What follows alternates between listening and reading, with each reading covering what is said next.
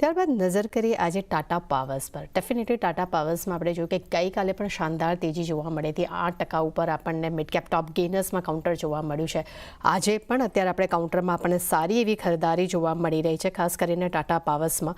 એનું એક રીઝન પણ છે કે કંપનીએ ખાસ કરીને તેમને મધ્યપ્રદેશમાં 431 મેગાવોટનો સોલાર યુનિટ તેમને શરૂ કર્યો છે અને ત્યારબાદ આજે પણ આ કાઉન્ટરમાં આપણને સારી એવી તેજી છે। એમ કહી શકાય કે 2 દિવસમાં લગભગ આપણને 10%ના પોઝિટિવ રિટર્ન્સ આપ્યા છે, જેથી ટાટા પાવરમાં આ લેવલ્સ પર શું કરવું જોઈએ?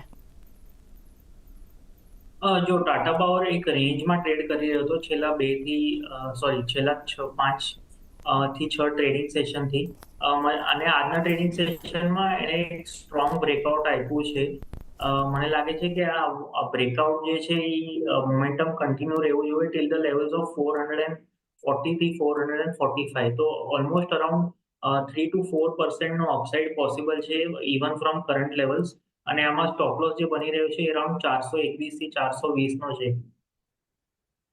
તો ઓકે, મને લાગે છે કે રિસ્ક રિવોર્ડ અત્યારે પોઝિટિવ છે કરંટ સ્તરો પર પણ લોંગ જવા માટે, એટલે ટાટા પાવરમાં વ્યૂ અમારો પોઝિટિવ છે 445 ના ટાર્ગેટ્સ માટે।